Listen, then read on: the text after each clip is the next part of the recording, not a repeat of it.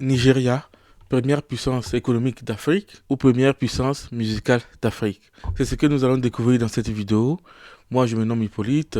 Si vous venez de découvrir la chaîne, n'hésitez pas à vous abonner et de lâcher un pouce bleu. Aujourd'hui, nous avons décidé de parler des années nigérianes. Je ne sais pas si l'expression ça vous dit quelque chose. J'en ai parlé dans l'une de mes dernières vidéos. N'hésitez pas à faire un tour sur la chaîne. Alors, c'est quoi les années nigérianes? L'expression année nigériane ici peut désigner de manière, disons, analytique ou informelle une période de grande influence de la musique du Nigeria, notamment sur le plan national tant que sur le plan international. Cette période fait souvent référence, par exemple, à l'apogée, à la domination de la musique du Nigeria, ma musique contemporaine bien sûr, sur le continent et au-delà. L'âge d'or de l'afrobeat. L'âge d'or de l'afrobeat, j'espère que l'expression afrobeat, ça vous dit quelque chose.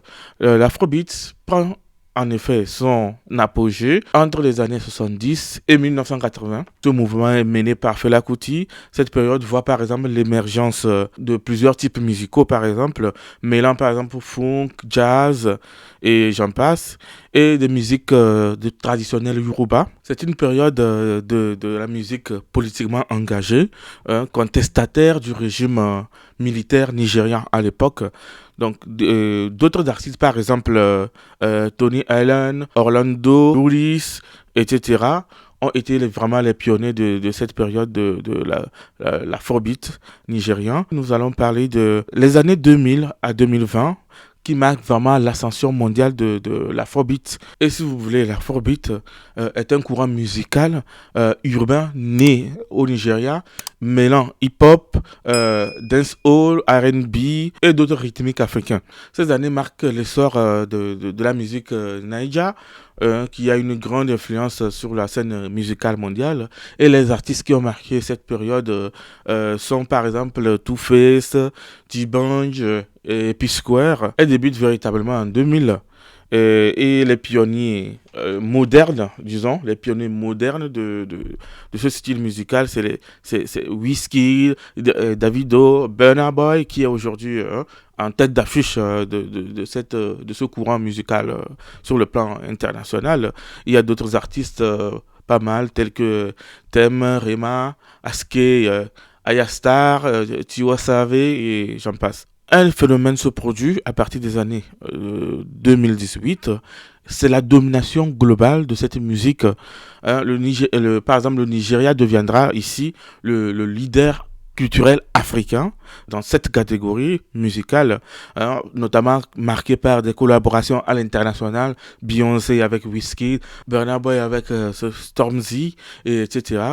On aura ici par exemple une présence massive sur les plateformes d'écoute, Spotify et j'en passe. Donc, des festivals et des tournées organisées dans le monde entier, hein, ici.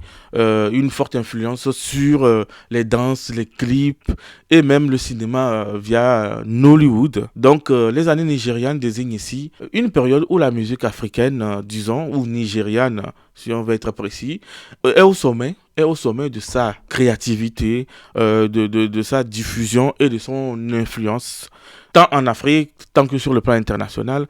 Un phénomène, c'est que beaucoup d'artistes nigérians sont aujourd'hui mondialement très connus, arrivent à faire des concerts réunissant, hein, remplissant beaucoup de stades et beaucoup de salles, et très écoutés d'ailleurs.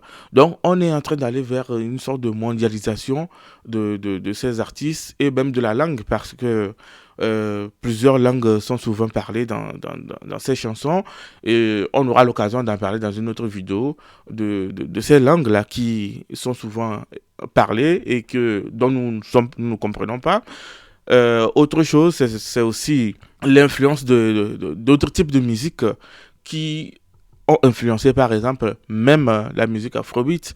Notamment, on a parlé ici des sonorités africaines, mais pas que, puisqu'il y a aussi l'influence surtout de la musique cubaine, américaine, et qui se retrouve aujourd'hui des chansons africaines. Donc, c'est un peu ça ce qui caractérise aujourd'hui cette musique du Nigeria que nous aimons tous. Et si vous êtes à Lomé, Vous savez, nous mettons toujours en location beaucoup de choses. Il suffit de nous contacter sur le numéro qui s'affiche en bas de l'écran, via WhatsApp ou appel, et nous répondrons. Merci à vous. N'hésitez pas à partager et à très bientôt.